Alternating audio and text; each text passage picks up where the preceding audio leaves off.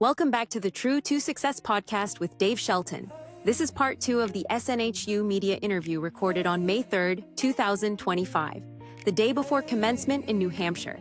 In part 1, you heard the setup, the journey, the meaning of legacy, and what it means to carry a family name with purpose. In part 2, the conversation goes deeper.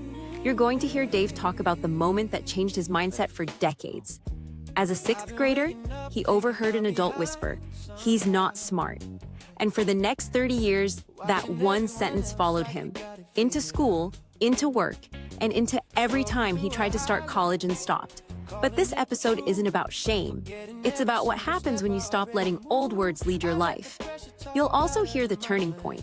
A principal in rural Alaska looked at him and said something that gave him a new way to think. "I didn't ask you if you knew how.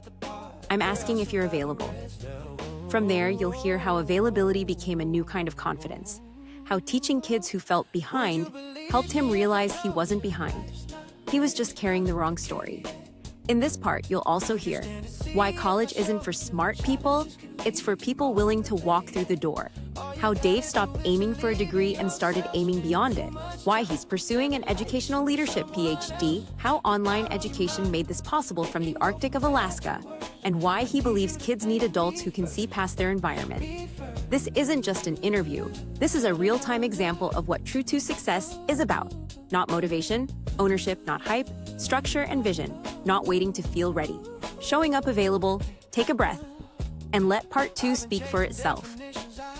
How growing up with limited resources shaped his mindset. How a single moment, one sentence, shifted his belief about his own ability. Why imagination isn't fantasy. It's a blueprint, and why ownership matters more than motivation. This episode will not be edited into perfection.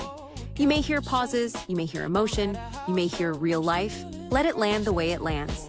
And as you listen, remember the heart of True to Success. Success isn't loud, it's intentional. Now, settle in, take one breath, and let's step into this special interview. I heard it through an adult who actually was whispering to another adult, "He's not smart," And when they did that, I was in 6th grade. And so then everything I went to do, I would hear that voice from 6th, 7th, all the way to the 12th grade, all the way through life. For 30 years, I believed that voice every single day. And you would think that then that should shape who you are. And it somewhat did. It created a mindset that, okay, I'll start college and I'll tell myself I'm going to start college. And then they bring this test to find out exactly where I am in math. And I'll be like, "He's not smart." And I did that 3 times. I actually started and stopped 3 times because I continued to hear that. But then I heard it in life. So no, I didn't think I could ever go to college. I didn't think I could never go to college because college is smart people. College is something that basically only the mental strong or the people that's just doing so great in their lives. But what I realized was college is the opportunity. It's simply a door that's being open for you to walk through so we can just find out exactly where you can and where you should go. Yeah, I know I've changed my major like 3 times already. And I'm 50. I'm 50. But to change your major at 50, then to realize, oh, well, I can do this. Wait a minute, I can do this. It's like being a kid in Willy Wonka's chocolate factory. And you're seeing all these different things. Like, that's what college did for me. It opened up something to make me know, no. Forget about not being smart. It's not about having an intelligence or not having an intelligence. It's, to me, about basically just realizing what you want to do, and how willing are you to go after what it is that you want. So then, yes, the program was to basically just get you into the workforce.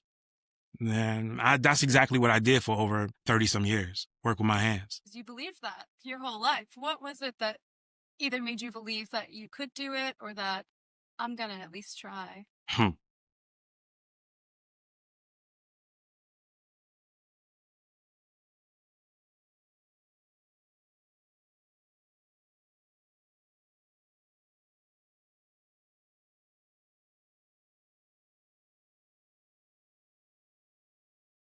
So we went to Shungnak, and my wife was teaching. And when we got there, the principal asked us a question. He said, "Hey," he was talking to my wife, "so I want you to go in the classroom and I want you to do this, I want you to do that."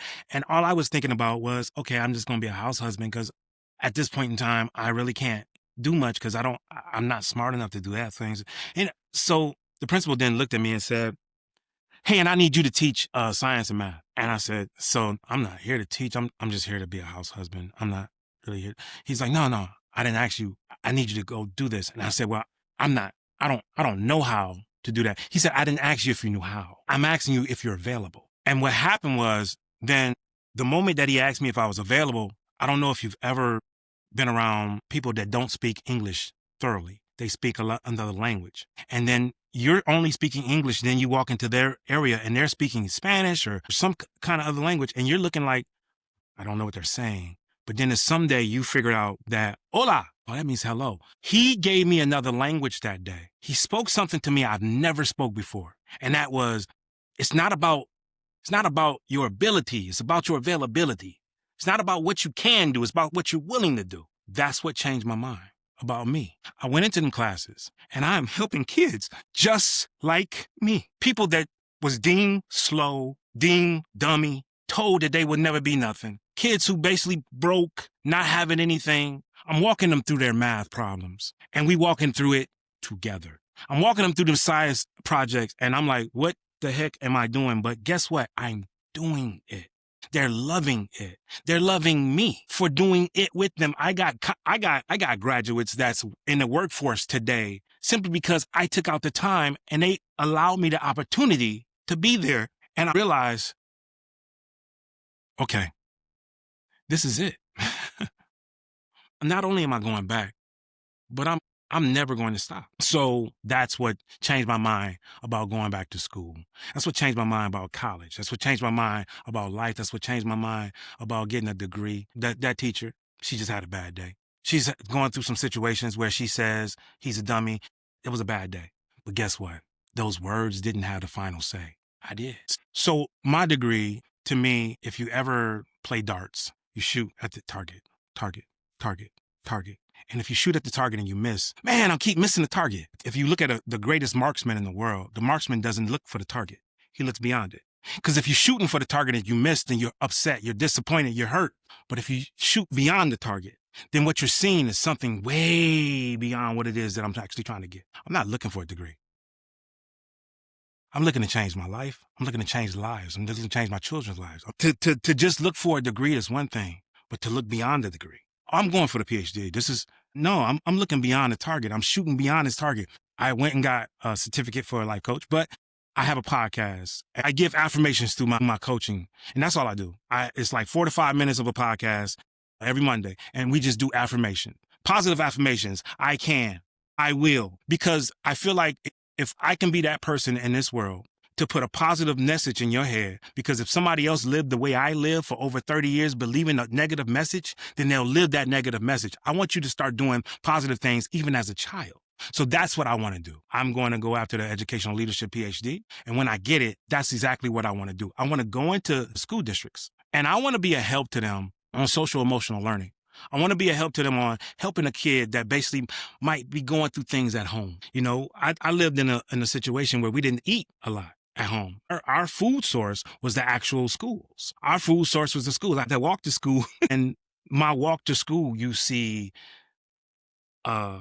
drugs and drug dealers and all this other stuff like that. And that was my walk to school from the age of 5 all the way to whenever. I walked to school, and then by the time you get to school, somebody telling you to learn, all you're thinking about is what you're seeing that morning. I want to help people to understand that because of their situations going on in children's life, give them a chance.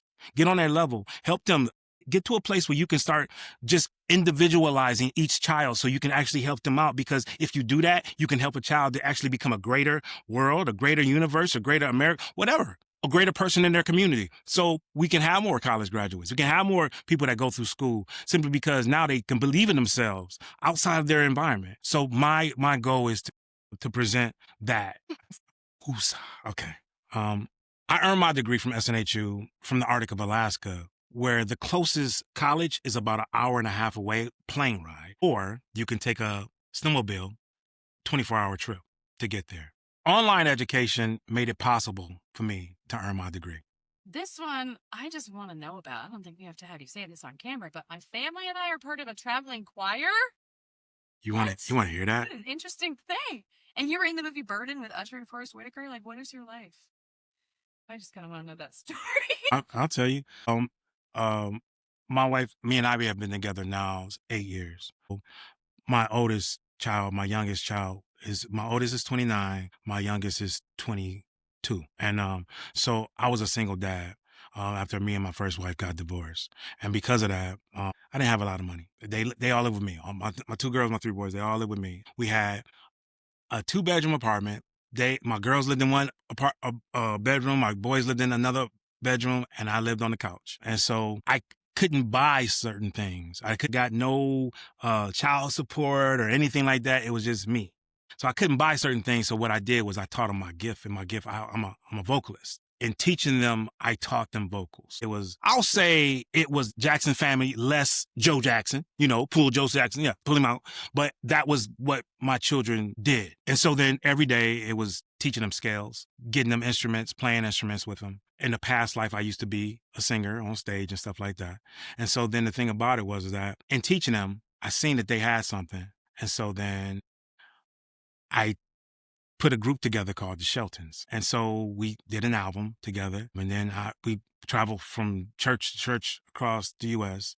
And then one day I got a phone call from a person telling me that there was an audition going on for choirs for this movie role, for this movie called Burden with Forrest Whitaker. And it was the Usher and Garrett Hudlin. And it was based on a true story down in South Carolina with the Ku Klux Klan was killing people, but they also had a Ku Klux Klan store. And the movie came out in 2020. We filmed it back in 2016. And when we filmed it, well, anyhow, we sent in an audition tape and we got chose to go and do it. And so if you watch the film, we're in 3 different scenes. I'm singing, leading in a couple scenes. And it was a great opportunity. We did that. It felt like that happened for a reason. And yes, they have sung and they still doing the music. They don't perform like they used to. But but they still out there. But they're still doing it. I'm glad they're doing it. My oldest son, that's exactly what he does for a living. He's a physical instructor. He helps people work out and stuff like that. And he does music. My middle son, he works for Amazon, but he also does music. My youngest son, he does a lot, but then he also does music. My daughter's music. Music is our life. Music has always been our life. It's the language that we speak. Yeah. I love that you wrote that on the first day. That's amazing. And you're 51? You had to announce that? I'm joking. Yes, ma'am. I am 51. Yes, ma'am. I'll be 52 this year. I'm 51. Let's just say college for a PhD is at 56. That's where it is, actually. I did the research. If I'm going to be 56, I got an option. I can be 56 with a PhD or 56 still talking about it. I think those people who want to actually do it, let's just say you get one more day in life. And if you get one more day, why not take that to expound on who you are, to build more about who you are, whether it's to start that business, to go to school. To those that's looking to go to school, I say, if you're still thinking about it, you might as well just go ahead and do it. What are you waiting for? Because to me, there's a song. He says, sitting in the morning sun, I'll be sitting till the evening's done, watching the ships roll in, then I'll watch them roll away again. Now I'm sitting on the dock of the bay, watching the tides roll away. I'm sitting on the dock of the bay, wasting time. The more time you get, if you don't take advantage of it, is the more time you waste. So stop wasting time. Yeah, tell me about the most unusual place where you submitted a...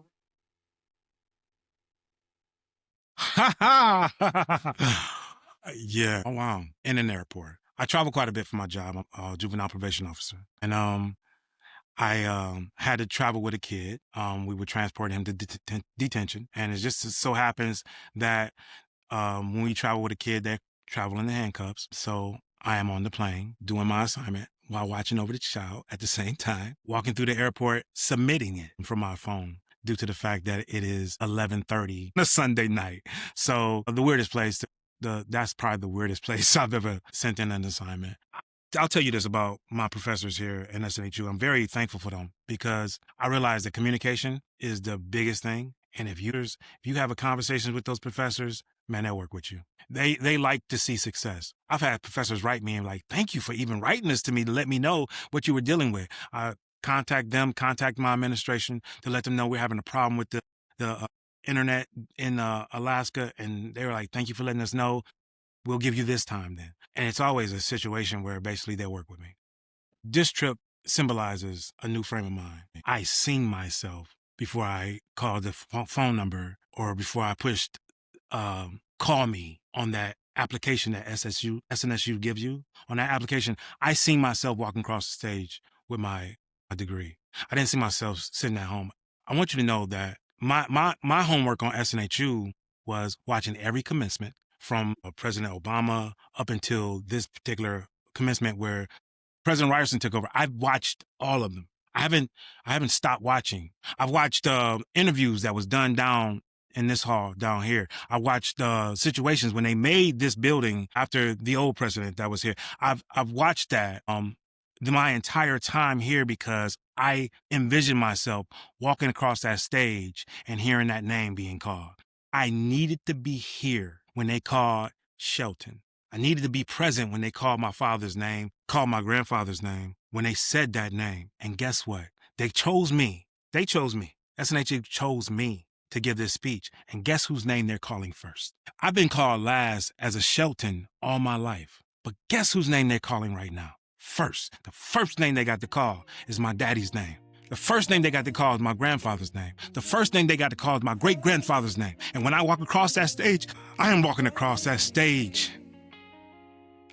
I wouldn't miss it for the world. My name is David Shelton. I've earned my bachelor's degree in psychology. I live in Kotzebue, Alaska. And now it is my distinct honor to award our first diploma to our student speaker, David C. Shelton, Sr., magna cum laude.